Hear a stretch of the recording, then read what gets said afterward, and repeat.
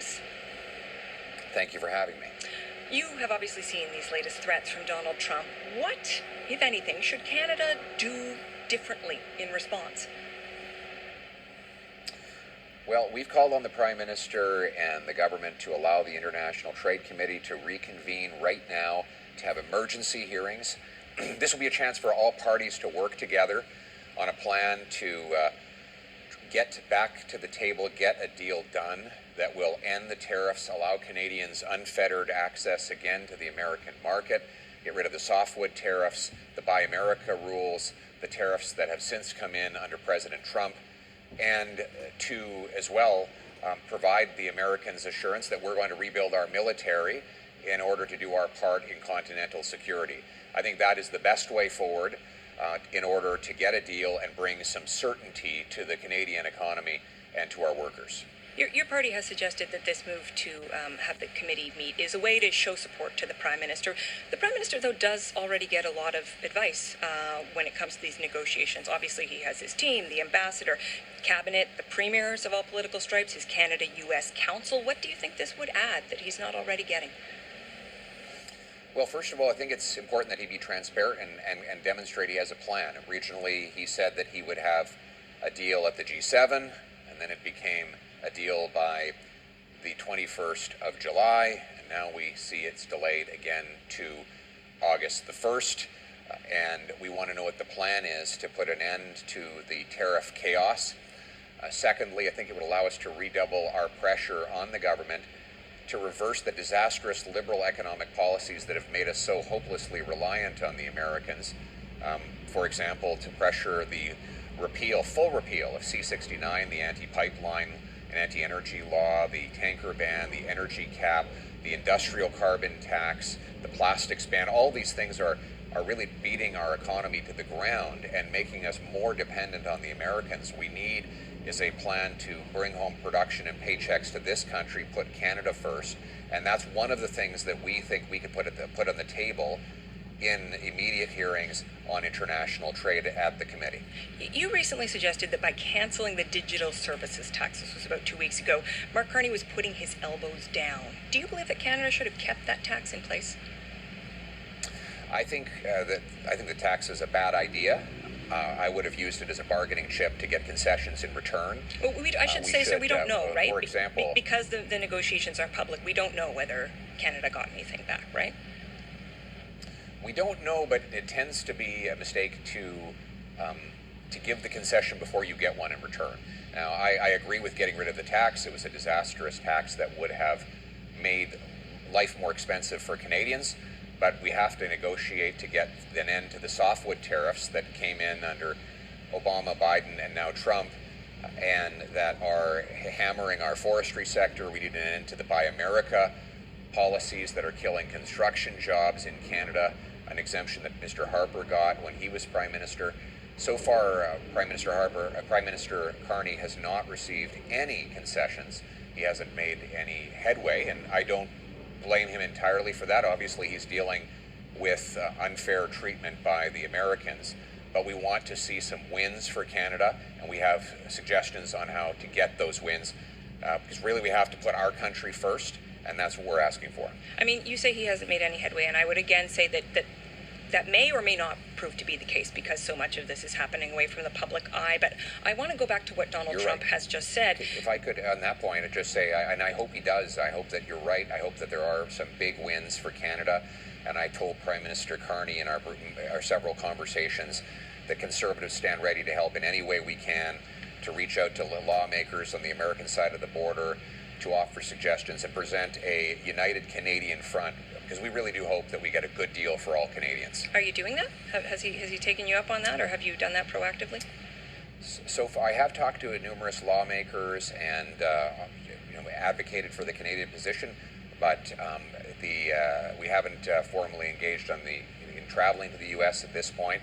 But I told the Prime Minister that we as Canadian Conservatives, we put our country first, and we're prepared to work with anybody from any party to get a good deal for Canada. Want to drop a few names for us, Mr. Poilievre? Who have you been speaking to?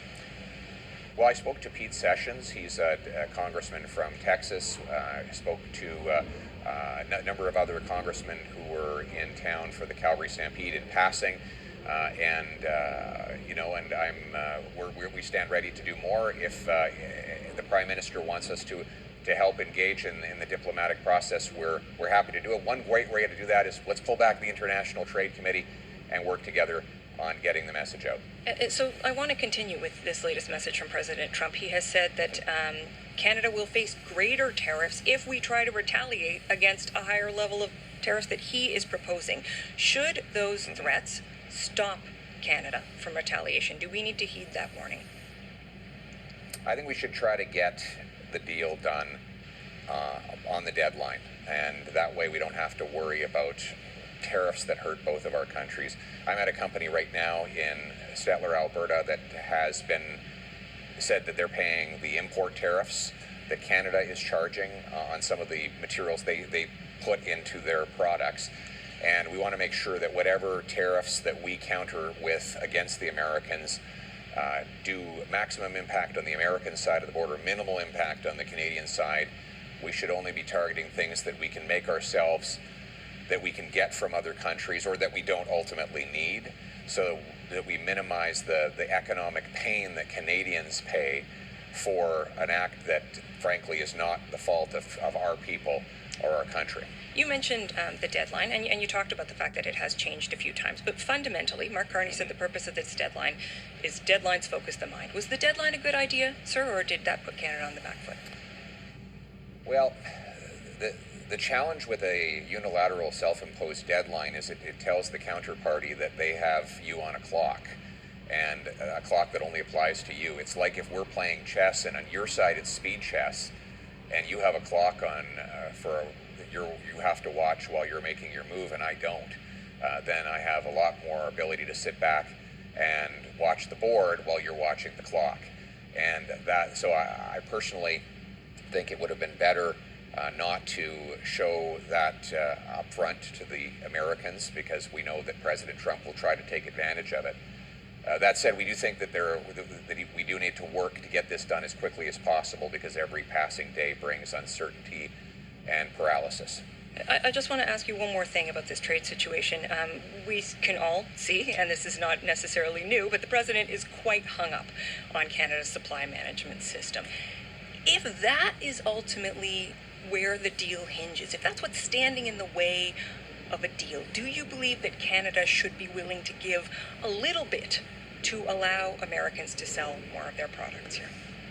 Well, what I would say to to our American friends is, are you willing to get rid of the tens, if not hundreds of billions of dollars of farm subsidies that the American taxpayer gives producers on their side of the border, and that ultimately present a disadvantage to our farmers? You know, our farmers have to compete with massive multi-billion-dollar subsidies on the American side that we don't get here.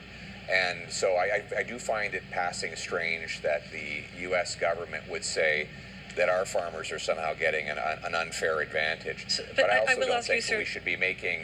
I don't think we should be making, these kinds of proactive, unilateral concessions, because that's not how you do a negotiation. But is there any wiggle room, is what I want to understand from your point of view, because it's a very politically charged issue in Canada. But there already has been wiggling. The last USMCA allowed for more market access by the Americans. I'm not even sure if the American producers are using the market access that Prime Minister Trudeau sacrificed. There's also been new penalties on Canadian exports of dairy in the prior USMCA. So I think that Canada the Liberal government has made big concessions on this already. And the problem is they're not getting anything in return. Well, I suppose the question of how big they are, your point to that in your answer, right? If the Americans aren't using them, perhaps the concessions ultimately weren't all that big. I guess we'll see where this conversation goes. I do want to ask you, though, before we let you go, we're reaching you in Alberta. You're there campaigning for the by-election in Battle River, Crowfoot. It's a great place to be, back on the prairies. Indeed. Well, listen, it does appear that we are heading towards a referendum on Alberta separation. When you are speaking to folks on the ground in the riding that you hope to win, Are you telling them that they should remain part of Canada regardless of who is governing? I know you want to make the case for a conservative government, but that referendum is likely to come sooner rather than later. Would you say to them they should stay even with Mark Carney in power? They should stay in Canada. Yes. Are you that, actively advocating yeah, for if you're asking me, absolutely. I'm advocating for a united Canada, and I say that on the doorstep. I say it when I'm in town halls. I say it every time it comes up. I said it at the Calgary Stampede. So I'm not being wishy-washy about this. I'm a Canadian. I'm a Canadian patriot. I'm proud that I grew up in southern Alberta, in Calgary, and I'm a very proud born and bred Albertan. Canada is my country.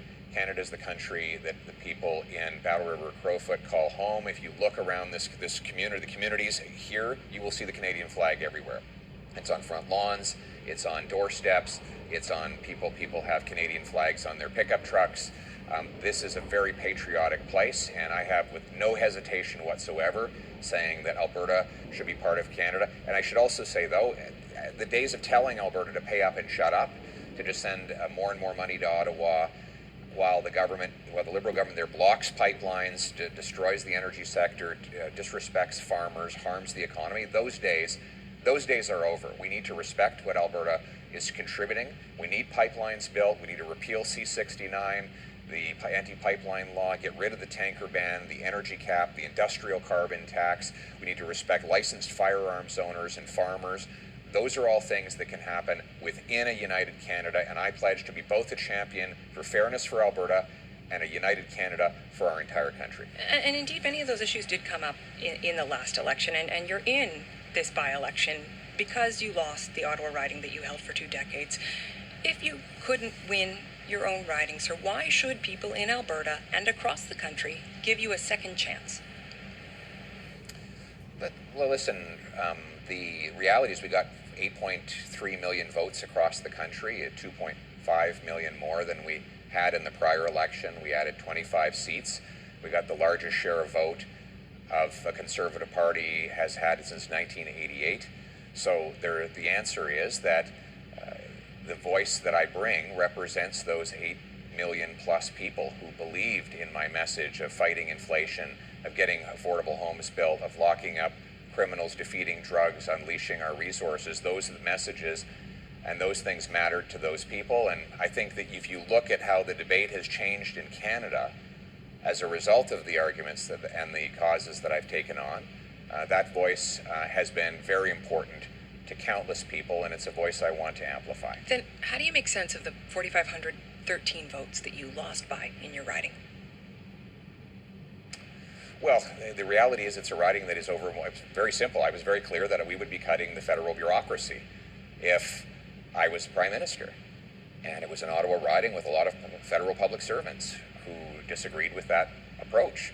And they ran a very aggressive campaign, particularly the public sector unions did, to defeat me on that basis. Now, some people might say, well, it wasn't the best idea to run on a smaller federal public service when you're an Ottawa MP, but I had an entire country to represent, and I had to be honest with people.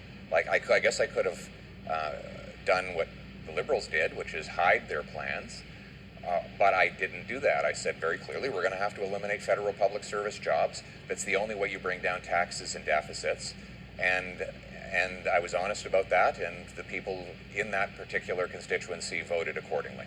Okay. Mr. Poilievre, you have been generous with your time in the middle of this by-election. I appreciate it, and I hope you'll come back on.